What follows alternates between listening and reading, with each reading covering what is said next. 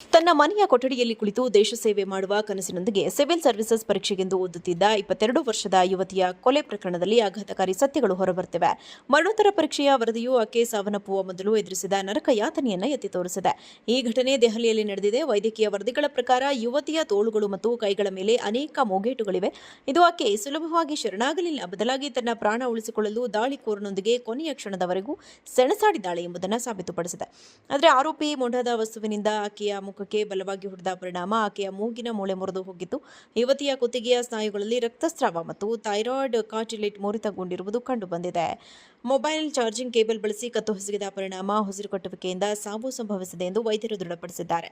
ಆಕೆ ಪ್ರಜ್ಞಾಹೀನಳಾದ ನಂತರ ಆಕೆಯ ಮೇಲೆ ಲೈಂಗಿಕ ದೌರ್ಜನ್ಯ ಎಸಗಿರಬಹುದು ಎಂದು ಪೊಲೀಸರು ಶಂಕಿಸಿದ್ದು, ಹೆಚ್ಚಿನ ವಿಧಿವಿಜ್ಞಾನ ಪರೀಕ್ಷೆಗಾಗಿ ಮಾದರಿಗಳನ್ನು ಸಂರಕ್ಷಿಸಲಾಗಿದೆ. ತನ್ನ ಮನೆಯ ಕೊಠಡಿಯಲ್ಲಿ ಕುಳಿತು ದೇಶ ಸೇವೆ ಮಾಡುವ ಕನಸಿನೊಂದಿಗೆ ಸಿವಿಲ್ ಸರ್ವಿಸಸ್ ಪರೀಕ್ಷೆಗೆಂದು ಓದುತ್ತಿದ್ದ 22 ವರ್ಷದ ಯುವತಿಯ ಕೊಲೆ ಪ್ರಕರಣದಲ್ಲಿ ಆಘಾತಕಾರಿ ಸತ್ಯಗಳು ಹೊರಬರುತ್ತಿವೆ. ಮರಣೋತ್ತರ ಪರೀಕ್ಷೆಯ ವರದಿಯು ಆಕೆ ಸಾವನ್ನಪ್ಪುವ ಮೊದಲು ಎದುರಿಸಿದ ನರಕ ಯಾತನೆಯನ್ನು ಎತ್ತಿ ತೋರಿಸಿದೆ. ಈ ಘಟನೆ ದೆಹಲಿಯಲ್ಲಿ ನಡೆದಿದೆ. ವೈದ್ಯಕೀಯ ವರದಿಗಳ ಪ್ರಕಾರ ಯುವತಿಯ ತೋಳುಗಳು ಮತ್ತು ಕೈಗಳ ಮೇಲೆ ಅನೇಕ ಮೋಗೇಟುಗಳಿವೆ. ಇದು ಆಕೆ ಸುಲಭವಾಗಿ ಶರಣಾಗಲಿಲ್ಲ, ಬದಲಾಗಿ ತನ್ನ ಪ್ರಾಣ ಉಳಿಸಿಕೊಳ್ಳಲು ದಾಳಿಕೋರನೊಂದಿಗೆ ಕೊನೆಯ ಕ್ಷಣದವರೆಗೂ ಸೆಣಸಾಡಿದ್ದಾಳೆ ಎಂಬುದನ್ನು ಸಾಬೀತುಪಡಿಸಿದೆ. ಆದರೆ ಆರೋಪಿ ಮೊಂಡಾದ ವಸ್ತುವಿನಿಂದ ಆಕೆಯ ಮುಖಕ್ಕೆ ಬಲವಾಗಿ ಹೊಡೆದ ಪರಿಣಾಮ ಆಕೆಯ ಮೂಗಿನ ಮೂಳೆ ಮುರಿದು ಹೋಗಿತ್ತು. ಯುವತಿಯ ಕುತ್ತಿಗೆಯ ಸ್ನಾಯುಗಳಲ್ಲಿ ರಕ್ತಸ್ರಾವ ಮತ್ತು ಥೈರಾಯ್ಡ್ ಕಾರ್ಟಿಲೇಜ್ ಮುರಿತಗೊಂಡಿರುವುದು ಕಂಡುಬಂದಿದೆ.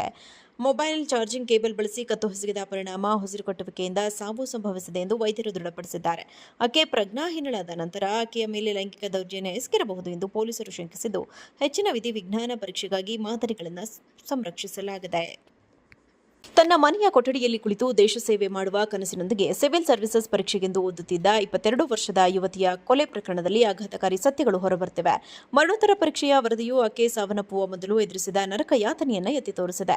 ಈ ಘಟನೆ ದೆಹಲಿಯಲ್ಲಿ ನಡೆದಿದೆ. ವೈದ್ಯಕೀಯ ವರದಿಗಳ ಪ್ರಕಾರ ಯುವತಿಯ ತೋಳುಗಳು ಮತ್ತು ಕೈಗಳ ಮೇಲೆ ಅನೇಕ ಮೋಗೇಟುಗಳಿವೆ.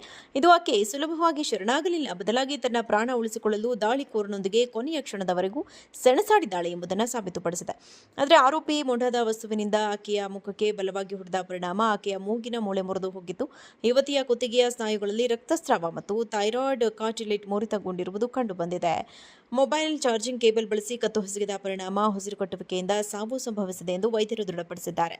ಆಕೆ ಪ್ರಜ್ಞಾಹೀನಳಾದ ನಂತರ ಆಕೆಯ ಮೇಲೆ ಲೈಂಗಿಕ ದೌರ್ಜನ್ಯ ಎಸಗಿರಬಹುದು ಎಂದು ಪೊಲೀಸರು ಶಂಕಿಸಿದ್ದು, ಹೆಚ್ಚಿನ ವಿಧಿವಿಜ್ಞಾನ ಪರೀಕ್ಷೆಗಾಗಿ ಮಾದರಿಗಳನ್ನು ಸಂರಕ್ಷಿಸಲಾಗಿದೆ. ತನ್ನ ಮನೆಯ ಕೊಠಡಿಯಲ್ಲಿ ಕುಳಿತು ದೇಶ ಸೇವೆ ಮಾಡುವ ಕನಸಿನೊಂದಿಗೆ ಸಿವಿಲ್ ಸರ್ವಿಸಸ್ ಪರೀಕ್ಷೆಗೆಂದು ಓದುತ್ತಿದ್ದ 22 ವರ್ಷದ ಯುವತಿಯ ಕೊಲೆ ಪ್ರಕರಣದಲ್ಲಿ ಆಘಾತಕಾರಿ ಸತ್ಯಗಳು ಹೊರಬರುತ್ತಿವೆ. ಮರಣೋತ್ತರ ಪರೀಕ್ಷೆಯ ವರದಿಯು ಆಕೆ ಸಾವನ್ನಪ್ಪುವ ಮೊದಲು ಎದುರಿಸಿದ ನರಕ ಯಾತನೆಯನ್ನು ಎತ್ತಿ ತೋರಿಸಿದೆ.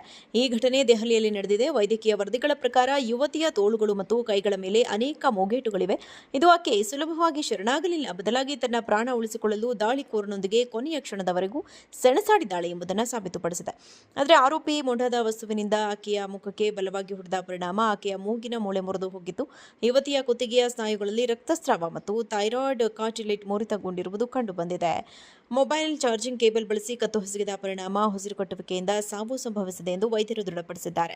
ಆಕೆ ಪ್ರಜ್ಞಾಹೀನಳಾದ ನಂತರ ಆಕೆಯ ಮೇಲೆ ಲೈಂಗಿಕ ದೌರ್ಜನ್ಯ ಎಸಗಿರಬಹುದು ಎಂದು ಪೊಲೀಸರು ಶಂಕಿಸಿದ್ದು, ಹೆಚ್ಚಿನ ವಿಧಿವಿಜ್ಞಾನ ಪರೀಕ್ಷೆಗಾಗಿ ಮಾದರಿಗಳನ್ನು ಸಂರಕ್ಷಿಸಲಾಗಿದೆ.